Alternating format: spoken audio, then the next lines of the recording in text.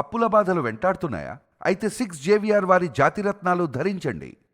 నమస్తే, welcome to మనం TV. నా పేరు వలి. ప్రస్తుతం మనతో పాటు ఉన్నారు స్టూడియోలో ప్రముఖ రాజకీయ విశ్లేషకులు కృష్ణకుమార్ గారు. వారితో మాట్లాడతాం. మేడం నమస్తే. నమస్తే.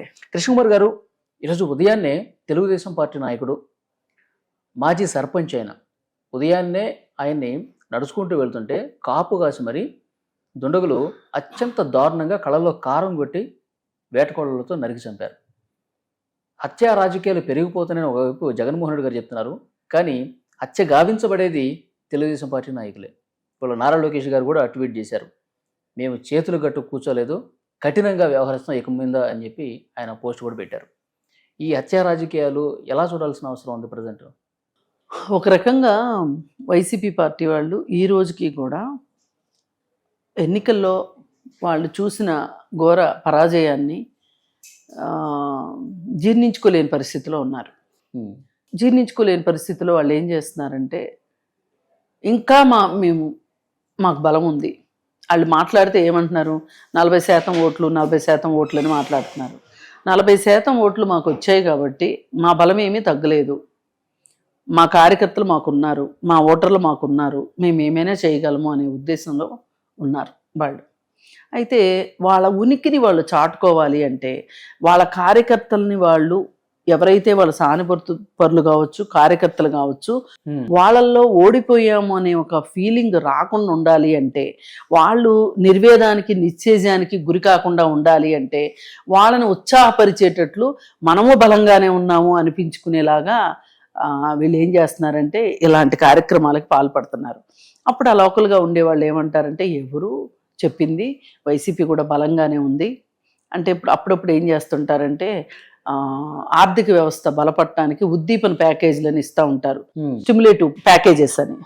అలా జగన్మోహన్ రెడ్డి మీరు ఏమైనా చెయ్యండి, ఏం పర్వాలేదు, నేను ఉన్నాను అని చెప్పి ఆ ఏరియాలో ఉన్న వాళ్ళందరికీ ఒక ఉత్తేజాన్ని కలిగించడం కోసం, పైగా పాత కక్షలు ఉంటాయి, పైగా గెలిచిన వాళ్ళు కూడా దాదాపు 5 సంవత్సరాల పాటు కుక్కిని పెన్నుల్లో పడున్నారు. నోరెత్తి మాట్లాడితే కూడా కేసు పెడతారేమన్నంత భయంతో వీళ్ళందరూ బాగా అణిగిమణిగి ఉన్నారు. చెప్పు కింద తేళ్లలాగాను అలా నిర్వేదంలో ఉన్నారు వీళ్ళు కూడా. అయితే వీళ్ళు ఒక్కసారిగా పార్టీ గెలిచేసరికి వీళ్ళు అంటే జెండా భుజాన్ని వేసుకొని బయటికి రావటము, ధైర్యంగా మాట్లాడటము, ధైర్యంగా తిరగటము, మేము గెలిచాము అన్నట్లు వీళ్ళు కూడా మాట్లాడుతున్నారు.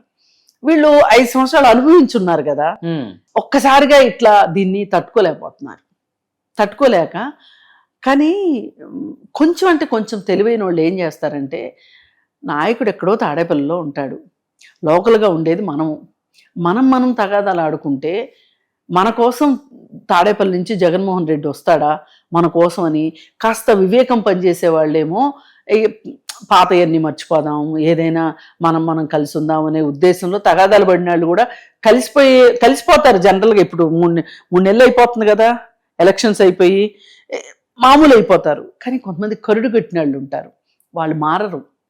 ఇది ఒక రకమైన వెనకబడుతనం. అసలు మోడర్న్ పీపుల్ ఎవరు కూడా ఇలాంటి వేట కొడవళ్ళు ఇట్లాంటి చేయరు.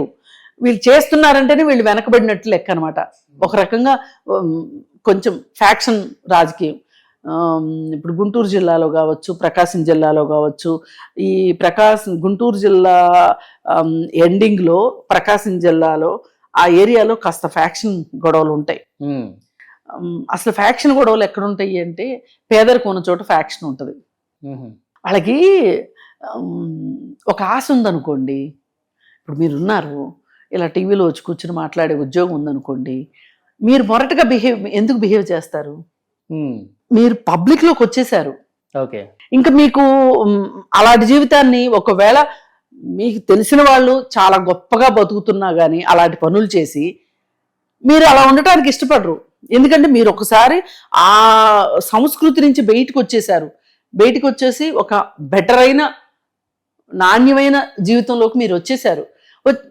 వాళ్ళేంటి ఇంకా అక్కడే ఉన్నారు, బావిలో కప్పల్లాగా, ఏదో కూపస్థ మండూకాలు అంటారు కదా, అక్కడే ఉన్నారు. వాళ్ళకి అది కరెక్ట్ అనిపిస్తుంది. లేకపోతే ఈ రోజుల్లో కళ్ళల్లో కారం కొట్టడం ఏంటి, వేట కొడవలతో ఎంత అనాగరికం అండి అసలు. అలా చేశారు అంటే ఎంత ఇంకా వాళ్ళు ఇంకా పగలు కక్షలు కార్పణ్యాలతో రగిలిపోతున్నారు. అసలు పగ కక్ష అనేది మానుకుంటారు. అంటే కాస్త చదువుకుని కాస్త బయట ప్రపంచం చూసిన వాళ్ళు, అసలు పైగా మనము రాజకీయ నాయకులకి మనం ఉపయోగపడుతున్నాము అనే ఒక ఫీలింగు ఎప్పుడైతే వస్తుందో అలా వచ్చిన ప్రతి చోట ఫ్యాక్షనిజం తగ్గింది.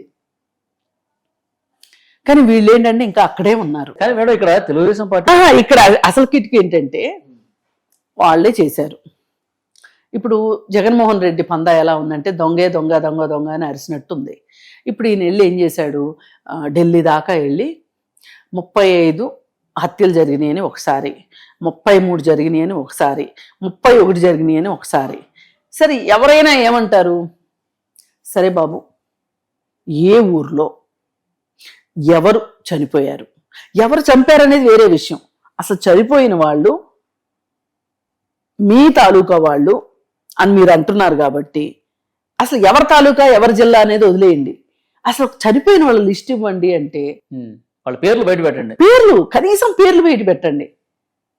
ఇప్పుడు మీరు చెప్తున్నారు, ఇప్పుడు పత్తిపాడు దగ్గర హోసూరు అనే విలేజ్లో పలానా వ్యక్తిని కాపు కాసి చంపారు అని చెప్పి మీరు చెప్తున్నారు. ఇలా చెప్పండి వాళ్ళు కూడా. ఒక డిస్క్రిప్షన్ ఇవ్వండి. పలానా ఊర్లో విజయవాడలో పలానా ఏరియాలో పలానా మనిషిని చంపేశారు, హత్య జరిగింది. జరిగింది అంటే ఎవరు హత్య చేశారు, ఏం చేశారు అనేది పోలీసులు చూసుకుంటారు. మీరు నేను పంచాయతీలు పెట్టి చెప్పక్కర్లా వీళ్ళే చేశారని. అది చెప్పొచ్చు కదా. అసెంబ్లీ వేదికగా చంద్రబాబు గారు, హోంమంత్రి గారు కూడా అడిగారు, ఇదే విషయం అడిగారు. ఎవరైనా బుర్రా బుద్ధి ఉన్న వాళ్ళు ఇదే మాట అడుగుతారు. సరే మీరు అంటున్నారు కదా, ఇప్పుడు పోయినసారి ఆంధ్రప్రదేశ్లో 40,000 మంది పైచిలుకు అమ్మాయిలు అడ్రస్ లేకుండా గల్లంతయ్యారు అని చెప్పి ఒక మాట పవన్ కళ్యాణ్ చెవిలో కేంద్ర నిఘా వర్గాలు ఊదాయి. ఆయనకి చెప్పారు. ఆయన వచ్చి పబ్లిక్గా మాట్లాడాడు.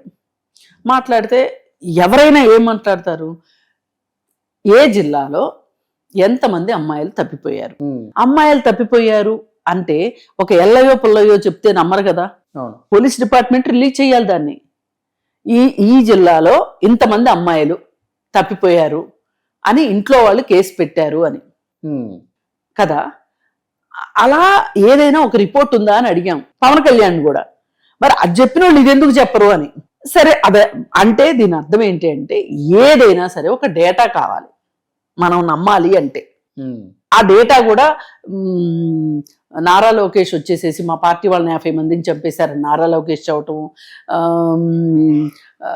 జగన్మోహన్ రెడ్డి వచ్చేసేసి మా పార్టీ వాళ్ళని 75 మందిని చంపారని ఏదో వేలం పాటలాగా పెంచుకుంటా పోతే కుదరదు కదా. మీరు ఇవ్వాలి, లిస్ట్ ఇవ్వాలి. ఇప్పుడు వీళ్ళు ఇచ్చారు, ఇతని పేరు, ఇతని వయసు, ఇతని ఊరు, ఎలా చంపారు, ఏ ఏరియాలో చంపారు అని. అందుకే జగన్మోహన్ రెడ్డిని ఎవరైతే లెక్కలు అడిగారో ఆ రోజు నుంచి ఇంకా ఆయన అసలు హత్యా రాజకీయాలు అంటాం మానేసేశాడు. అంటే వాళ్ళు లెక్కలు లేదు కాబట్టి ఇది అబద్ధ ప్రచారాలు, విష ప్రచారాలు ఉన్నాయి. అంతే, అది అబద్ధ ప్రచారమే. అందుకే నేను ముందే అంది దొంగే దొంగ దొంగని. దొంగే అరుస్తున్నాడు దొంగ దొంగ దొంగ అని. ఇప్పుడు ప్రభుత్వాలు మారినప్పుడు ఒకటి అరా జరుగుతాయి. ఎందుకంటే అదేదో వీళ్ళింట్లోనే ప్రభుత్వం మారిపోయినట్లు వీళ్ళు ఏం చేసినా నడిచిపోద్ది అనుకుంటారు. ఇప్పుడు జగన్మోహన్ రెడ్డి ఉన్నాడు, ఏదైనా చూసుకుంటాడు అనే కదా పిన్నెల్లి రామకృష్ణారెడ్డి వాళ్ళు ఈవీఎం బద్దలు కొట్టారు. ఇప్పుడు వాళ్ళు కూడా చాలా సమర్థించుకున్నారు కదా. ఆ రోజు అందులో పాము ఉందని ఒకళ్ళు, రిగ్గింగ్ జరుగుతుందని తెలిసి పగలగొట్టారని కొంతమంది, ఇలా రకరకాల కుంటివాదాలన్నీ చేశారు సమర్థించుకోవడానికి. కానీ ఈ రోజుకి కోర్టు దృష్టిలో ఎవరు నేరస్తులు? పిన్నెల్లే. ఆయన ఎవరంటే చూసుకుని చేశాడు జగన్. ఇప్పుడు జగన్ వస్తున్నాడు. ఆ రోజు ఈ రాజకీయ నాయకులు గుర్తుపెట్టుకోవాల్సింది, చిన్న రాజకీయ నాయకులు అదే గుర్తుపెట్టుకోవాలి. మీరు ఇరుక్కుంటారు. ఇప్పుడు నిన్న మొన్న జోగి రమేష్ ఎట్లా మాట్లాడాడు, అసలు నువ్వెంత చంద్రబాబు నాయుడిని, అసలు చంద్రబాబు నాయుడు రాజకీయ జీవితం మొదలెట్టినప్పుడు ఈయన పుట్టి ఉండడు కూడా మాట్లాడాడు. ఏమైంది ఇప్పుడు? ఇప్పుడు ఆయన ఏం మాట్లాడాల్సి వస్తుంది? బీసీ రాజకీయాలు మాట్లాడుతున్నాడు. ఆయనకి హఠాత్తుగా కుటుంబం గుర్తొస్తుంది. ఇప్పుడు ఆయన కొడుకుని ఆయన బాబాయిని అరెస్ట్ చేసేసరికి కేసు పెట్టేసరికి కొడుకుని అరెస్ట్ చేసేసరికి బీసీ సామాజిక వర్గం గౌడ సామాజిక వర్గం గుర్తొచ్చేస్తుంది ఆయనకి. ఇన్నాళ్ళు నువ్వేం చేసావు బీసీల కోసం? అసలు నువ్వు ఏ రోజైనా బీసీ అని చెప్పుకుంటానికి ఇష్టపడ్డావా? బీసీ అని చెప్పుకోవడానికి నువ్వు ఇష్టపడ్డావా? ఏం చేసావని బీసీలు ఇప్పుడు నీ వెనకమాల పరిగెట్టుకుంటూ వచ్చి కేసులు పెట్టించుకోవాలి? అందుకని అందరికి ఇట్లాగే గుర్తొస్తూ ఉంటాయి వాళ్ళ కష్టాల్లో ఉన్నప్పుడు. జగన్మోహన్ రెడ్డి కూడా కష్టాల్లో ఉన్నాడు కాబట్టి, ఓడిపోయి ఉన్నాడు కాబట్టి, ఈ ప్రభుత్వం మీద దుమ్మెత్తి పోయాలి కాబట్టి, ఏం చెయ్యాలో తెలియని దిక్కుతోస్తున్న పరిస్థితుల్లో ఢిల్లీ దాకా వెళ్ళి 35 మంది చచ్చిపోయారు, 34 మంది చచ్చిపోయారని ఒక వేలం పాట పాడాడు. ఇప్పుడు ఈ కేసు ఎవరో ఒకరు సాక్షులు దొరకకుండా ఉండరు. లోకేష్ కూడా మేము చూస్తా ఊరుకోము అని అన్నారు అంటే అది కార్యకర్తల ధైర్యాన్ని నింపడానికి ఆ మాత్రం మాట్లాడాల్సిందే. చూస్తాము అనగానే వెళ్ళిపోయి తెల్లారి పొద్దున్నే వీళ్ళు వెళ్ళి వాళ్ళ మీద కర్రలేసుకుని కొడతారని కాదు. చట్టం ప్రకారం అసలు చట్టానికి వ్యతిరేకంగా చంద్రబాబు నాయుడు లాంటి పరిణితి ఉన్న నాయకులు ఎవరు ఒప్పుకోరు చట్టానికి వ్యతిరేకంగా. ఇప్పుడు మీకు గుర్తుంటే 2004లో వైఎస్ రాజశేఖర రెడ్డి సీఎం అయిన తర్వాత దాదాపు ఒక 2 సంవత్సరాల పాటు నరమేధం జరిగిందని చెప్పొచ్చు.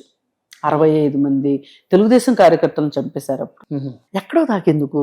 ఇప్పుడు శ్రీరెడ్డి ఉంది కదా, వీడియో ఏం చేసింది?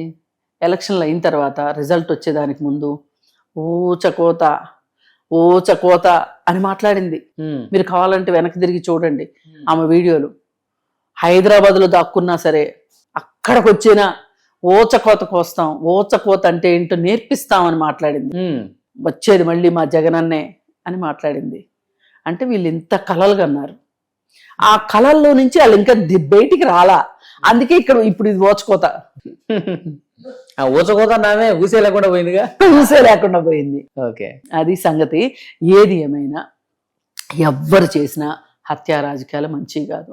ఎందుకంటే చనిపోయిన వ్యక్తి కుటుంబం ఎంత అల్లాడుతుందో, భార్య పిల్లలు ఎలా అల్లాడతారో, ఆ కుటుంబంలో పిల్లలు ఎన్ని కష్టాలు పడతారో.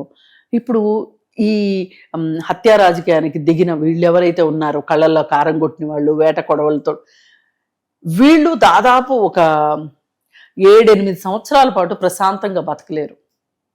ఎందుకంటే ఎప్పుడు ఎవరొచ్చి చంపుతారో అనే భయం ఒకటి ఉంటుంది. చట్టం దృష్టికి వెళ్ళిన తర్వాత పోలీసులు ఏం చేస్తారో అని భయం ఉంటుంది. జైలుకి వెళ్తే నా కుటుంబం ఏమైపోతుందో ఇప్పుడు అసలు భయం స్టార్ట్ అవుతుంది. అవును, వెన్నులో ఒడుకు ఇప్పుడు స్టార్ట్ అవుతుంది. చేసేప్పుడు బాగానే ఉంటుంది. అందుకని ఎవరైనా ఏ పార్టీ అయినా సరే పార్టీలకు అతీతంగా మన మీద ఆధారపడ్డ కుటుంబాలు, మనల్ని నమ్ముకున్న కుటుంబాలు బాగుండాలి అంటే గనక హత్యా రాజకీయాలు చేయకూడదు. Thank you very much.